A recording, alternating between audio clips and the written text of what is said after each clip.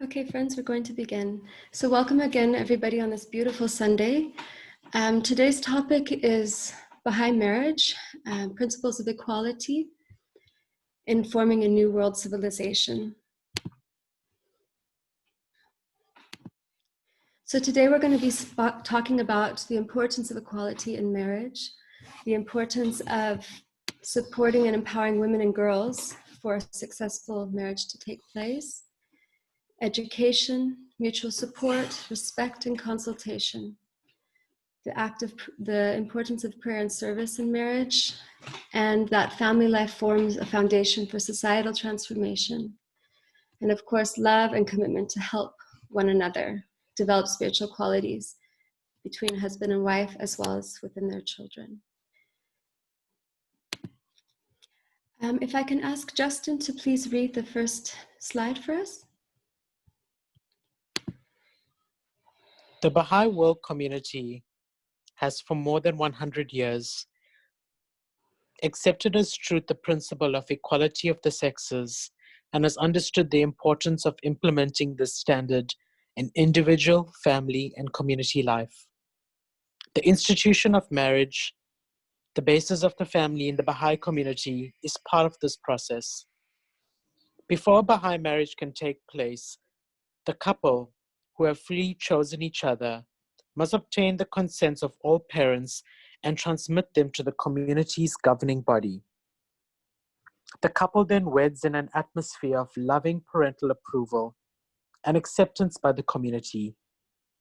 With the exchange of vows, in which each partner repeats, "We will all verily abide by the will of God," the newly wedded begin their lives together on a basis of true spiritual unity and equality. Thank you. So from the very beginning, the focus is on unity and equality. Can I ask Ida, please, to read? Over a century ago, and for the first time in the history of revealed religion, Baha'u'llah, prophet founder of the Baha'i faith, proclaimed the equality of man and woman.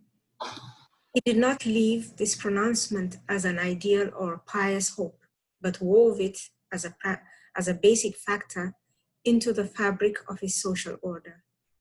He supported it by laws requiring the same standard of education for women as well as for men, and equality of rights in society. Equality of the sexes is, for Baha'is, a spiritual and moral standard essential for the unification of the planet and the unfoldment of world order. Without the qualities, talents, and skills of both women and men, full economic and social development of the planet becomes impossible. The world of humanity is possessed of two wings, the male and the female. So long as these two wings are not equivalent in strength, the bird will not fly. Until womankind reaches the same degree as man, until she enjoys the same arena of activity, extraordinary attainment for humanity will not be realized. Humanity cannot wing its way to heights of real attainment. Thank you so much. So this is quite relevant for obviously the progress of all of humanity, but it has to start within the bedrock of the marriage and the family life. Can I ask, please, Mama Grace to read?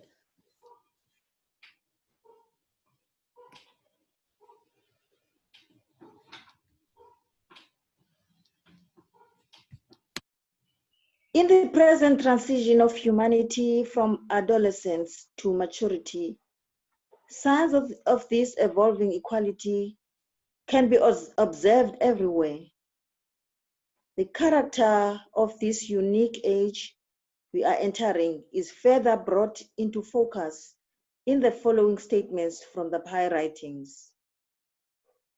The world in the past has been ruled by force, and man has dominated over woman by reason of his more forceful and aggressive qualities both of body and mind. But the scales are already shifting. Force is losing its weight and mental alertness. Intuition and the spiritual qualities of love and service in which woman is strong are gaining ascendancy. Hence, the new age will be on age less masculine and more permitted with the feminine ideals, or to speak more exactly, will be an age in which the masculine and feminine elements of civilization will be more properly balanced. Thank you, Mom. So this is quite important because if we look at the way that the traditional view of marriage has been in the past ages, is that men is the head of the household, the man is at the forefront and is the protector of the woman, and then she has a bit of more of a subservient role beneath him. And this needs to shift in order for humanity to progress any further. So as we see here, we have seen in the past, we've had these more masculine, forceful qualities ruling within the home as well within nations. And we look now at the state of affairs in the world, and we can see how essential it is now that we have more of a gentle and compassionate, balanced approach. And that has to, again, begin within the marriage and family life. If I can ask Zano, please, to read the next slide.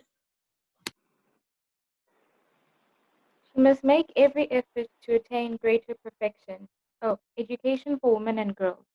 She must make every effort to attain greater perfection, to be man's equal in every respect, to make progress in all in which she has been backward, because of the limitations placed on her by society, so that man will be compelled to acknowledge her equality of capacity and attainment. Certainly, the well-being of mankind depends on the development of the potential virtues and abilities of every individual, regardless of race, nationality, class, religion, or sex. For this reason, prejudices, which cause division and oppression, are systematically abolished in Baha'i community life. A unique administrative system, rooted in the concept of unity in diversity, both assists on education for all members of the community and allows for the immediate assimilation of all those who in the past have been deprived of their rights.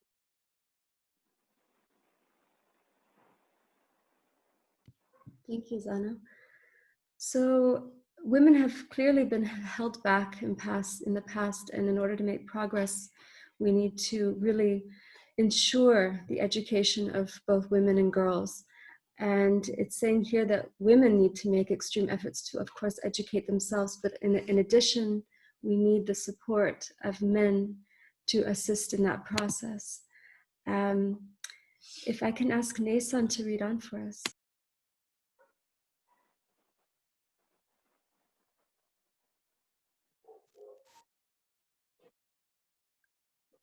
From the top. Yes. As long as women are prevented from attaining their highest possibilities, so long will men be unable to achieve the greatness which might be theirs. Baha'i writings promise that the entrance of women into all human departments is an irrefutable and incontrovertible question. No soul can retard or prevent it, that in no movement will woman be left behind, that they will attain in all such a degree as will be considered the very highest station of the world of humanity, and will take part in all affairs, that when women participate fully and equally in the affairs of the world, war will cease. The contribution of women to the establishment of world unity and peace will inevitably be recognized and developed. Thank you, Anis. I'm sorry, Nason. So this I wanted to just touch on because the Baha'i marriage built on this concept of unity and attainment. within the individual spiritual development of all parties is not different than what we are hoping for the whole world. And in order for that to happen, we need to have the voice of women enter into all conversations and consultations. So within the marriage environment, this is quite important to have that equal balance, because then again, she will help elevate the station of the world. And of course, it will make the union quite unified and equal as well. In order for this to happen, of course, differences of opinion and different views between two parties in a marriage will always be present. And in the writings, it also talks about how in times the woman must defer to her husband, and at times the husband must defer to his wife. So it isn't that she must defer to her husband, full stop. And that's quite important because, again, looking at how the concept of marriage has been looked at in past ages, is the woman always has deferred to the man's wishes or to the needs of her husband. And if we look moving forward, women must also have that same opportunity. Sometimes she needs to be given the priority. So friends, can I ask now for Auntie Sylvia to read the next one? Excuse me. Today, in the Baha'i world community, in over 200 nations and territories, women are joining with men in building a global society. Their full contribution towards the establishment of a world civilization is possible, Baha'is believe, because of the all-pervasive spiritual power released in this age by Baha'u'llah, who has erased all limitations preventing the fulfillment of human potentialities. For in the Baha'i view, since this is a century of light, it is evident that the Sun of Reality, the Word, has revealed itself to all humankind.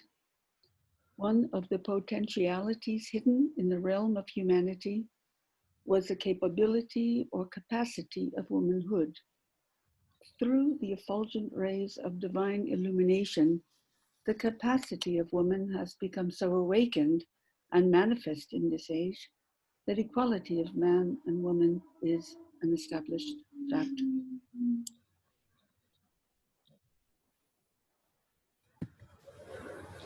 Thank you so much. Stolile, would you please read on for us? The Baha'i writings promise that the entrance of woman into all human departments is an irrefutable and incontrovertible question. No soul can retard or prevent it. That in no movement will women be left behind. That they will attain in all such a degree as will be considered the very highest station of the wealth of humanity, and will take part in all affairs. That when women participate fully and equally in the affairs of the world, war will cease. This contribution of women to the establishment of world unity and peace will inevitably be recognized and developed. Thank you so much. Kholile and Ida, you can put yourselves back on mute now. Thank you so much. So it's a wonderful vision that we're trying to create. And once we create that vision, then we can start to achieve it. And we know so much, dear friends, how the world needs to unite. And we have different types of war. You know, we have environmental, we have social, and we also have, of course, we have the disease that's at war with the world right now, which is quite relevant. And finding solutions to all these problems are possible if we work together. So I'm going to ask my husband now, Malibongwe, if you could read this next quotation.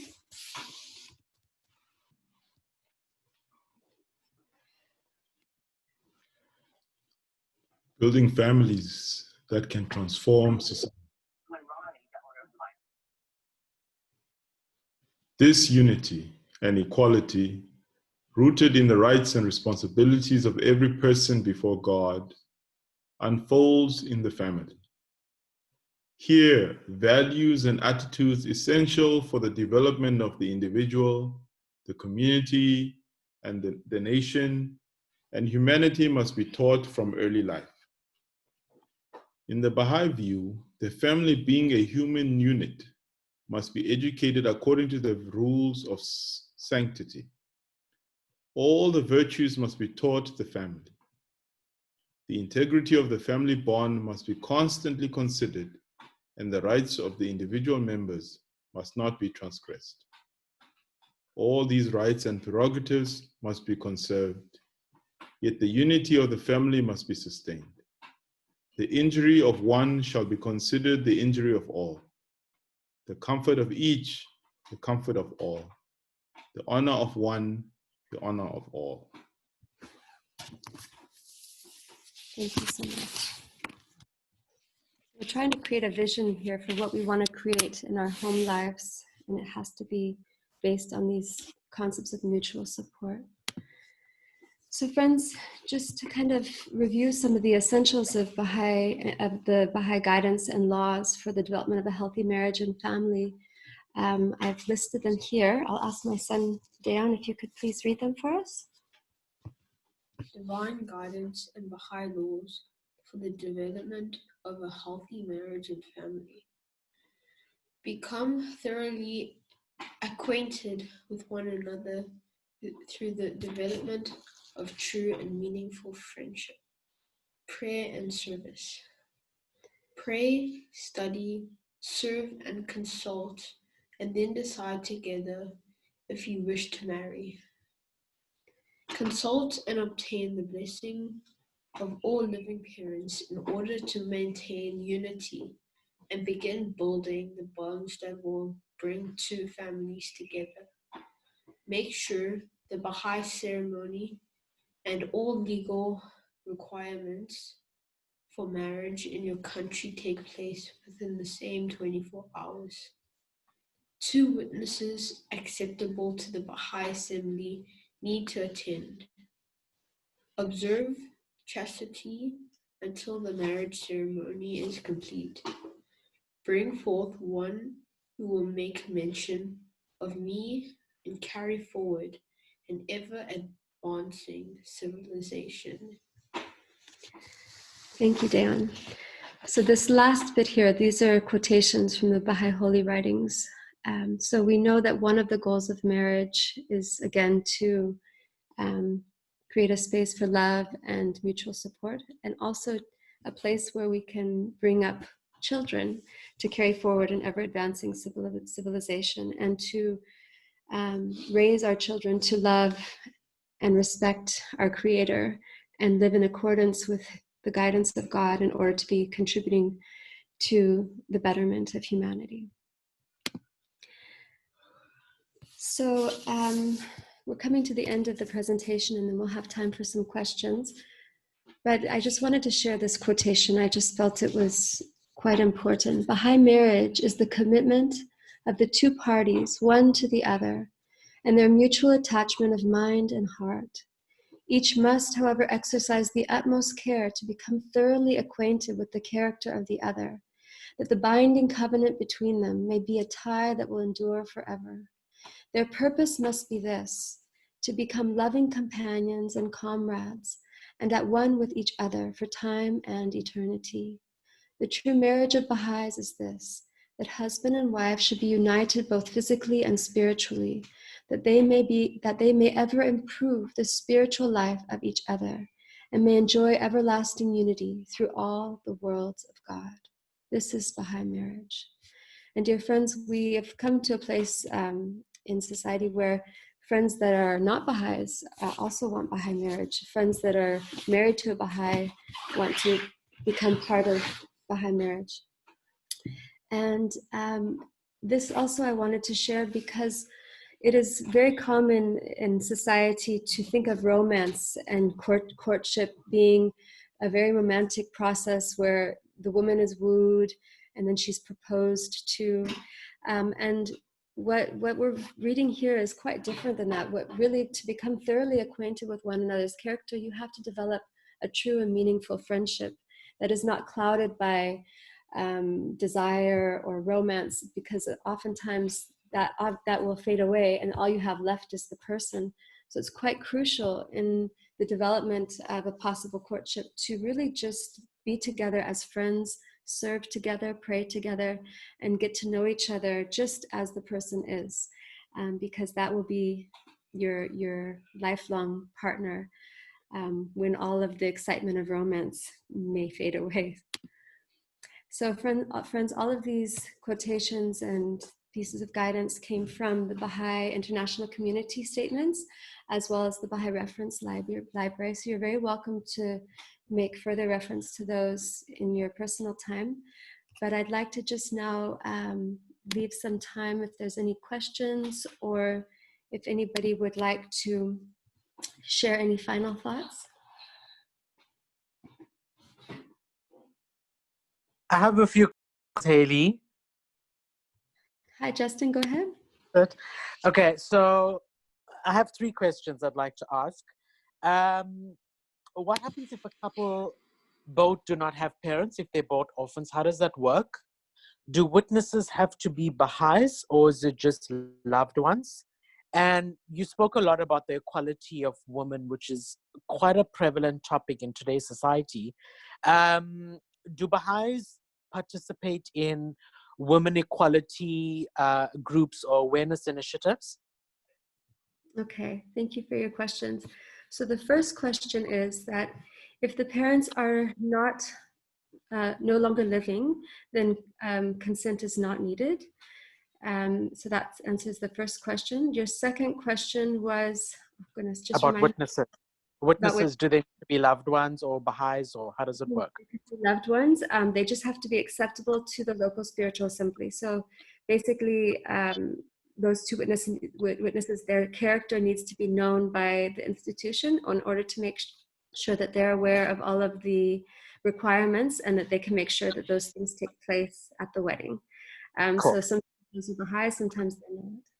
And then your final question with regard to the women's groups and support groups, I think the more we can find spaces for women to be supported, whether they're with friends, with discussion groups, with deepening groups, fantastic. And some of that is ideal for women only, because sometimes healing needs to take place, and that's a lot. There's delicate issues that need to be discussed, and sometimes women are more comfortable if it's just other women. But also it's ideal that at times women and men are together in those spaces to consult together, to learn the skills of good communication between the 2 sexes so that they can work in partnership. Did that answer your Cool, question? that's amazing. Yeah, thank you so much. Cool. Friends, are there any other thoughts or comments or questions?